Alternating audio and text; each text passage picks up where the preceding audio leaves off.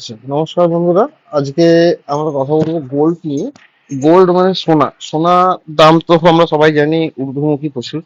তো আজকে 30শে আগস্ট এই মুহূর্তে কলকাতায় গোল্ড রেট আমরা দেখতে পাচ্ছি 22 ক্যারেট যে গোল্ড হলমার্ক দেওয়া, সেই গোল্ডের রেট চলছে 10,000, সরি 1,06,50 টাকা 10 গ্রামের। একটু যদি নিচে যাই দেখতে পাবো প্রতি গ্রামে সোনার দাম চলছে কত। প্রতি গ্রামে চলছে 10,065 টাকা করে। 10 গ্রাম সোনার দাম 1,06,50 টাকা, যেটাকে আমরা সাধারণত হিসাব করি। তো এই গোল্ড কিন্তু একটা খুব ভাইটাল জায়গা আমাদের ইনভেস্ট করার জন্য। আমাদের শেয়ার মার্কেট বা স্টকে যখন আমরা ইনভেস্ট করি, তো গোল্ড আর সিলভার এই দুটো যে কোনো পোর্টফোলিও থাকা উচিত। এরা কি করে, সবসময় পোর্টফোলিওকে ব্যালেন্স করে। কেন ব্যালেন্স করে? কারণ যখন আমাদের শেয়ার মার্কেট ডাউন রয়েছে, আমাদের স্টক গুলো ডাউনে যাচ্ছে, সেই সময় গোল্ডের দাম অটোমেটিক্যালি বেড়ে যায়। এর কারণ কি?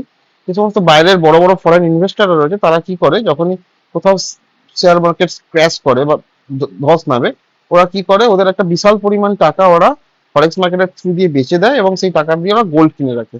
কারণ গোল্ড একটা সবসময় প্রিসিয়াস জিনিস। গোল্ডের ভ্যালু সবসময় দিনের পর দিন বাড়ে।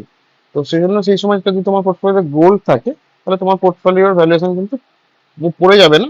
পোর্টফোলিওটা ব্যালেন্স জায়গায়, মানে যেটা তুমি মানে শেয়ারে ইনভেস্ট করে লস খাচ্ছ, সেইটা এ তোমাকে কিছুটা ব্যালেন্স করে দেবে, গোল্ড আর সিলভার।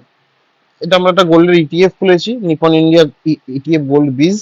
এটা দেখতে পাবে যদি 5 বছরের টাইম ফ্রেমে খোলা আছে। এর 2021 সালে এক একটা যদি আমরা ইউনিটের দাম ধরি, ছিল 42 টাকা। মানে তখন তুমি দেখবে সোনার দামও ছিল হয়তো ওই 40,000, 50,000, 45,000 টাকা দাম ছিল 10 গ্রাম। এটা এখন চলে গেছে প্রায় 82 টাকা, মানে অলমোস্ট 5 বছরে ডবল হয়ে গেছে টাকা। তো এটা কিন্তু যে রেটে সোনার দাম বাড়ে, সেই সেই রেটে কিন্তু এই গোল্ড বীজের ভ্যালুও বাড়তে থাকে।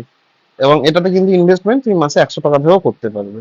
এটা একটা, তুমি যদি এসআইপি করে রাখো, প্রতি মাসে মাসে মাসে মাসে তোমার এই টাকাটা অ্যাকাউন্ট থেকে গিয়ে ওই সমপরিমাণ গোল্ড বীজ তোমার অ্যাকাউন্টে জমা হতে থাকবে। এটা কিন্তু একটা তোমার খুব স্টেবিলিটি দেবে যে কোনো পোর্টফোলিওকে। তো এটুকুই আজকের মতো।